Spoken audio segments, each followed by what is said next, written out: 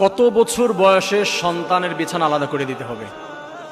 আপনার সন্তানের বয়স কত হলে তাকে আর আপনার বিছানায় নিয়ে ঘুমাতে পারবেন না? সেটা পুরুষ হন আর মহিলা হন, মেয়ে হন বা ছেলে হন, বাচ্চাও ছেলে হোক বা মেয়ে হোক, একটা বয়স সীমা আছে যে সময়ের পরে বাচ্চাকে আর বিছানায় রাখা যাবে না। রাসূলুল্লাহ সাল্লাল্লাহু আলাইহি ওয়াসাল্লাম নিষেধ করে দিয়েছে যে এখন আর সন্তানকে তুমি বিছানায় রাখতে পারবে না। প্রিয় ভাইয়েরা, আমাদের সমাজে অনেক সময় দেখা যায় সন্তান বড় হয়ে গিয়েছে, বয়স হয়ে গিয়েছে 10 বছর, 12 বছর, 15 বছর, খুব বেশি আদর করে তো রাতের বেলা সন্তান ভয় পায় বা কান্না করে বা রাতের বেলা তার কোনো ক্ষতি হয় কিনা এই জন্য সন্তানকে নিয়ে ঘুমায়। নাউযু বিল্লাহি মিন যালিক। বড় ধরনের ক্ষতির ভিতরে পড়ে যাবেন, বিপদে পড়ে যাবেন সন্তানকে নিয়ে যদি আপনি ঘুমান।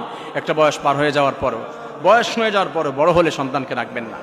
যেখানে ঘরের ভিতরে ঢোকা আল্লাহ রাব্বুল আলামিন বলে দিয়েছেন, ওয়াইদা বালাগাল আতফালু মিনকুমুল হুলুমা ফাল্যাস্তাদিনু কামাস্তাদানাল্লাযিনা, যে যখন সন্তান বড় হয়ে যাবে, অ্যাডাল্ট হয়ে যাবে, তখন সন্তান মা বাবার ঘরের ভিতরে যদি প্রবেশ করে সেইখানেও তার অনুমতি নিতে হবে, পারমিশন নিয়ে তারপরে ঘরে প্রবেশ করতে হবে।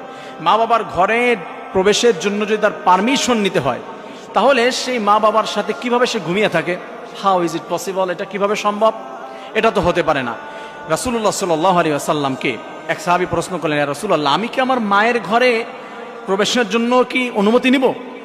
রাসূল বললেন, তুমি কি তোমার মাকে উলঙ্গ দেখতে পছন্দ করবে? বলছে, নাউজুবিল্লাহ রাসূলুল্লাহ, না।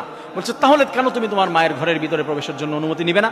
তোমার মা তার পার্সোনাল ঘরের ভিতরে, তার বেডরুমে সে যেভাবে ইচ্ছা সেভাবে থাকতে পারে, সেটা তার পার্সোনাল ব্যাপার। কিন্তু তুমি হঠাৎ করে ঢুকে গেলে তো ক্ষতি হয়ে যাবে, তুমি তাকে দেখে ফেলবে, লজ্জায় ভিতরে পড়ে যাবে। আর রাসূলুল্লাহ সাল্লাল্লাহু আলাইহি ওয়াসাল্লাম আর হাদিসে বলেছেন, আন-নাযিরু ওয়াল মানজুরু কিলাহুমা ফিন-নার, যদি কেউ কারো লজ্জা স্থান দেখে এবং দেখায়, উভয়ই জাহান্নামী।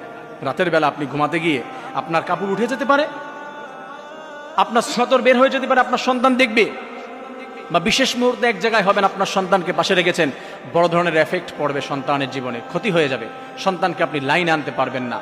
আল্লাহর রহমত আপনার ঘর থেকে, আপনার পরিবার থেকে দূর হয়ে যাবে। এই ঘরে রহমত বর্ষিত হবে না, এই ঘরের ভিতরে শান্তি থাকবে না, এই ঘরের ভিতরে অশান্তি চলে আসবে, অভাব ঢুকে যাবে। আমাদের সমাজে অনেক জায়গায় দেখা যায় গার্মেন্টস এরিয়া, ছোট্ট একটা রুম নিয়ে স্বামী স্ত্রী থাকে, ওই রুমের ভিতরে আবার সন্তানদেরকে নিয়ে থাকে।